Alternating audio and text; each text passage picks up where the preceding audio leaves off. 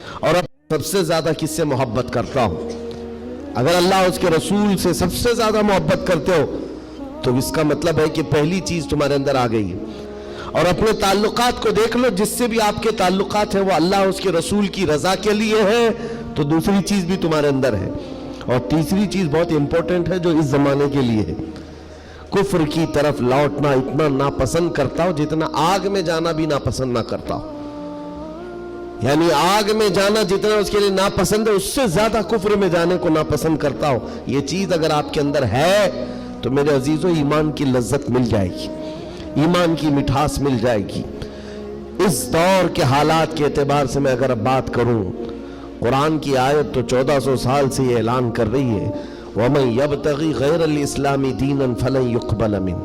اسلام کے علاوہ کسی بھی دین کی طرف تم منہ بھی لگائے، توجہ بھی کیے، تو قیامت کے دن پھر وہ سب سے بڑے گھاٹے میں ہوں گے، ہرگز قبول نہیں کیا جائے گا۔ میں بات یہاں سے شروع کرتا ہوں کہ آج لوگوں نے اس کو ہلکے میں لینا شروع کر دیا، چاپلوسی کرتے کرتے، خوشامد دوسروں کی واہواہی حاصل کرنے کے لیے کبھی پوجا پاٹ میں بھی شریک ہو گئے، کبھی ان کی رضا حاصل کرنے کے لیے ان کی محفل میں بھی بیٹھ گئے، اللہ اس کے رسول کو چھوڑ دیا۔ تمہارے دین میں کمی کس بات کی ہے؟ کتوں کو راضی کرنے کے لیے شیر کبھی کتا نہیں بنتا۔ ایک بات یاد رکھو، رسول پاک صلی اللہ تعالیٰ علیہ وسلم کا جو سپاہی ہے وہ ہر گھڑی ہر میدان میں سپاہی ہے۔ اسے کس چیز کی کمی ہے؟ کس چیز کی کمی ہے؟ جو عزت ملی ہے وہ نام مصطفیٰ سے ملی ہے۔ ایک صحابی ہیں حضرت نعمان، ایک بادشاہ کے ہاں گئے تھے ایمبیسیڈر بن کر کے، ترجمان حضور کے قاصد بن کر گئے تھے۔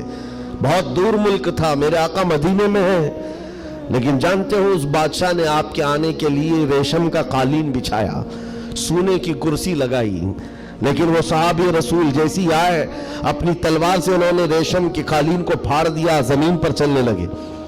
اور کرسی جب سونے کی کلائی کی ہوئی کرسی بچھائی گئی ان کے لیے، بادشاہ نے بہت عزت دیا کہ محمد عربی کا قاصد آیا ہے، سفیر آیا ہے، لیکن انہوں نے کرسی کو بھی ٹھکرا دیا، کہا مجھے دوسری کرسی لاؤ۔ کیوں؟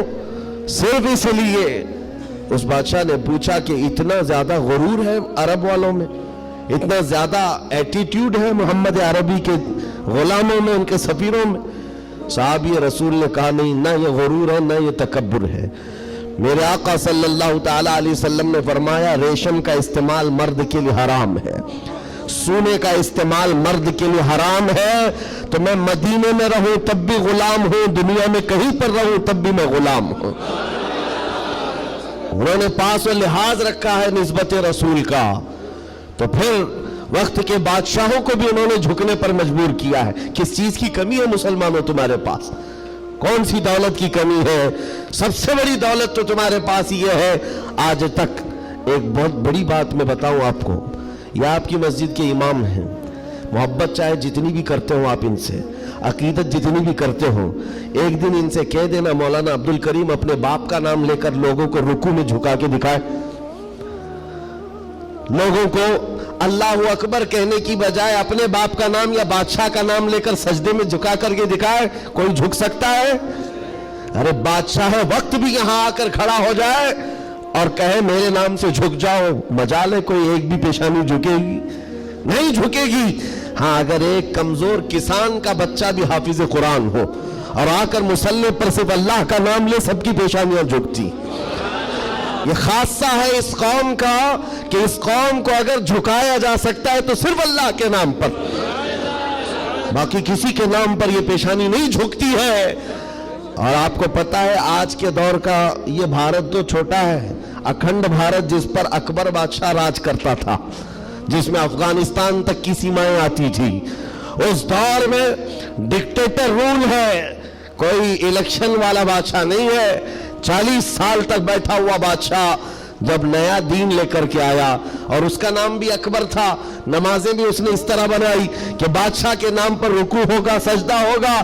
میرے عزیزوں، ایسا تمکنت اور ایسے جلال والا بادشاہ، لاکھوں کی فوج ہے اس کے پاس، بڑے بڑے راجے مہاراجے آنکھ نہیں ملا سکتے تھے، لیکن جب اس نے یہ کہا کہ عبادت میں بادشاہ کے نام پر جھکنا ہوگا، सिर्फ 25 साल की उम्र का मुजद्दिद अल्फसानी खड़ा हो गया, कहा नहीं ये पेशानी झुकेगी तो सिर्फ अल्लाह के नाम पर।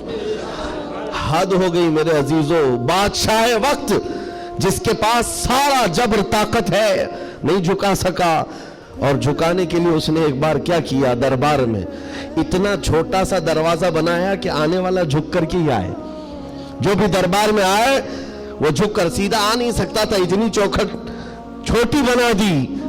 मुजद्दिद साहब रहमतुल्लाह तआला अलैह को बुलाया गया था दरबार में कि यूं तो ये झुकता नहीं, लेकिन दरबार में आना है तो कैसे आएगा।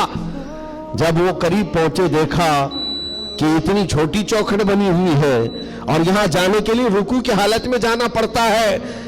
वो अल्लाह रब्बुल इज्जत का ऐसा बंदा, रसूल पाक का सिपाही, अपने दीन का मुहाफिज, देखता है जाना है ठीक है जाएंगे, लेकिन जिस वक्त दाखिल होना था वो न झुके, न ही रुकू किया, न ही पेशानी झुकाई, पहले पैर अंदर डाल दिया, पैर अंदर डाल दिया।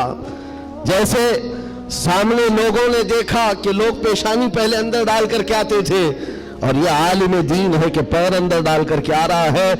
यहाँ जैसी आए तो लोगों ने ये ऐलान किया कि बादशाह की बड़ी तौहीन हुई, बादशाह की बड़ी तौहीन हुई, पांव दिखा करके आ रहा है ये मौलवी, कदम दिखा करके आ रहा है।